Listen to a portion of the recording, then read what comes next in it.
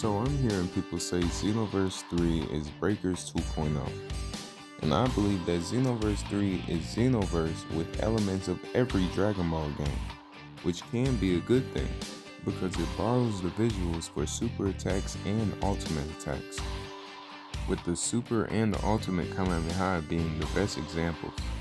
But the reason I say visually is because unlike Kakarot, things will not be cinematically based, meaning things like the ultimate Kamehameha can still be turned even though it's in the middle of being started. And I know of the cooldown mechanic, and I'm sure it can be worked out through Super Souls. Just as Super Saiyan was exhausting to retain for the Z Fighters, it would be just as exhausting for a character to uphold, until we get a Super Soul that references how the Z Fighters were able to overcome this hurdle. My best examples are first with Team Gohan, for the weeks spent eating and sleeping in the Super Saiyan state, to be able to retain the form without struggle in the future. It appears they've learned how to stay powered up in their daily lives without creating a strain on their energy supply. That means they can transform into a more powerful body when they fight. It's not about powering up. They can use all the energy it would take to transform to increase their stamina, and then only go higher if they need to. And second would be a Broly Super Soul, because his form is upkept by his rage. And while we're on the topic of awoken skills, I think Kaioken can be used as a super skill. As a super attack skill, like it was in Xenoverse 1, giving us the ability to go Super Saiyan Blue Kaioken or even Super Saiyan 2 Kaioken like with Pikkon.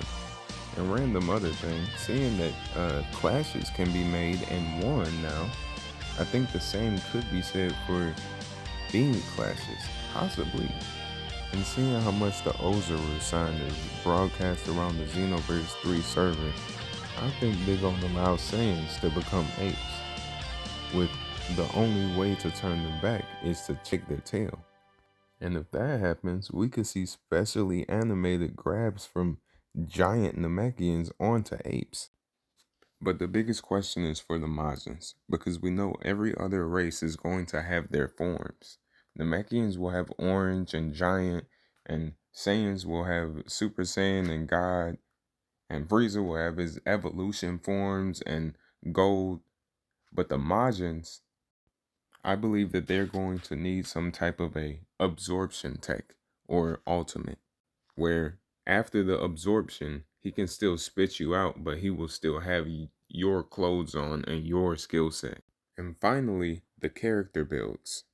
Both Xenoverse 1 and 2 make sure that the NPCs and side characters met are built on the same system or the same character creation system as you were.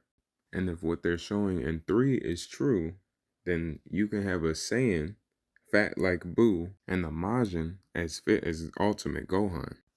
But let me know your your thought-provoking thoughts in the thought section down below, and we're gonna talk about it. Yep.